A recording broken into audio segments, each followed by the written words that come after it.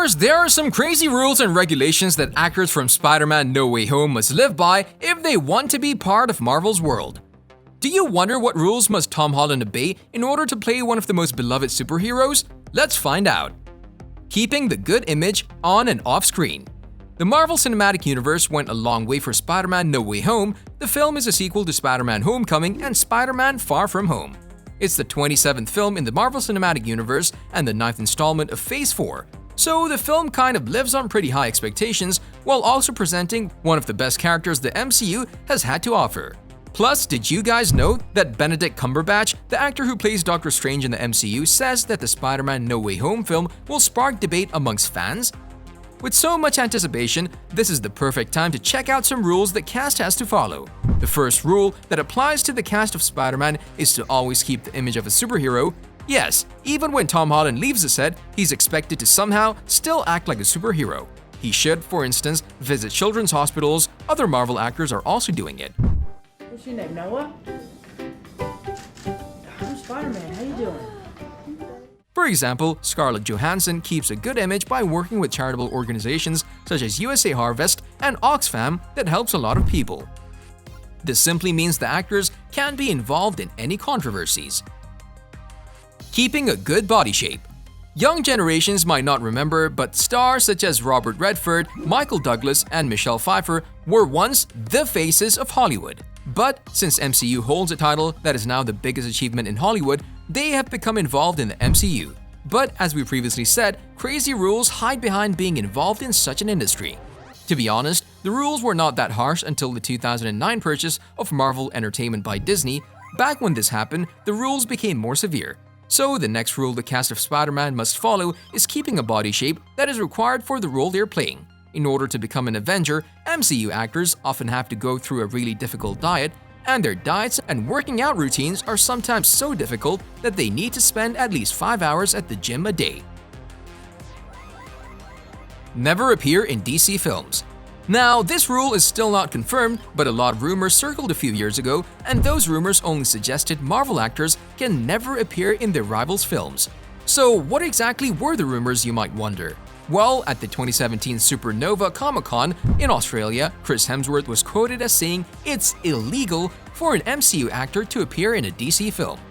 Prior to that, Kevin Feige claimed that there were no such rules about MCU actors playing other superheroes when asked about Josh Brolin playing Thanos and Cable. However, the opposing character was another Marvel one in a Fox film.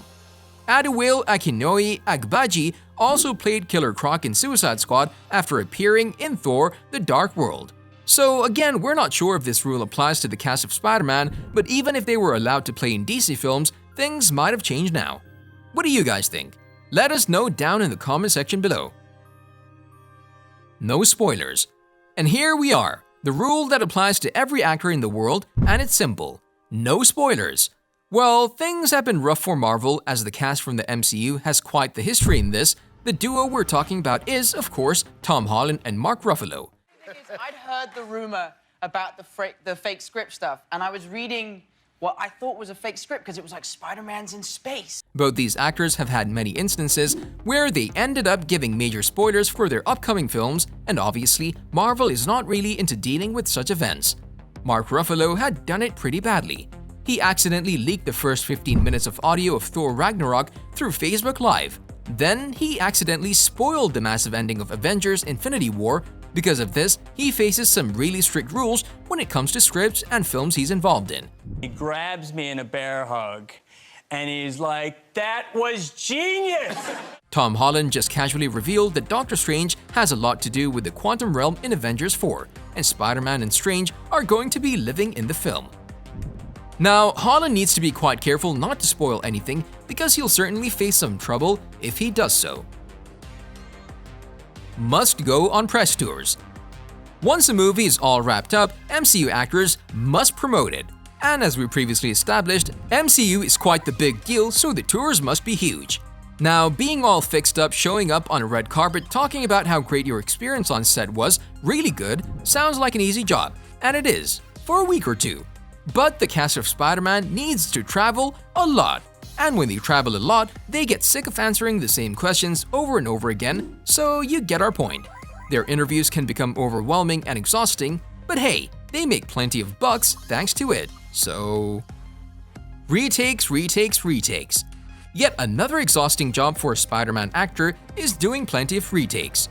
What if they don't want to do the scene again? Well, it's simple. They're fired. And because MCU wants to be ready for when storylines get complicated, such as when heroes like Iron Man and Captain America come together for blockbusters like the Avengers films, they simply want to make sure they have the right material for when the plot evolves. As a part of their contract, all MCU actors are committed to showing up for retakes. Marvel doesn't really care if they're working on another project at the same time. Must-do cameos. For fans, cameos are quite a big deal, and naturally, we're all enjoying seeing all the beloved heroes and villains existing in the same fictional universe. Fans practically live for cameos, with everyone enjoying the Captain America public service announcements in Spider-Man Homecoming. Hi, I'm Captain America.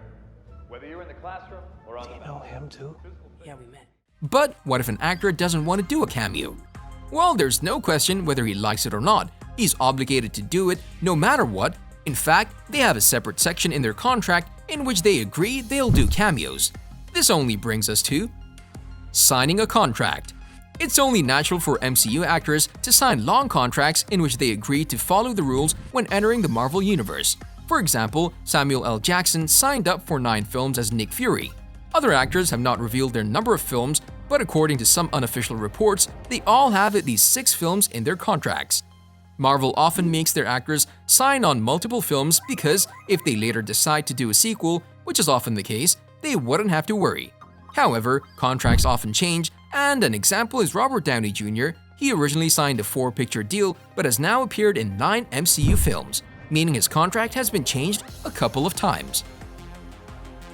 The Spider-Man. Now, we're gonna be contradictory for a second. Andrew Garfield, who played Spider-Man in The Amazing Spider-Man and its sequel, was removed from the 3rd movie. Garfield was supposed to announce the 3rd film in the franchise at an event in Rio de Janeiro, but he never made an appearance, and it was because of jet lag. A leaked email stated, "Here we are about an hour away, and Andrew decides he doesn't want to attend.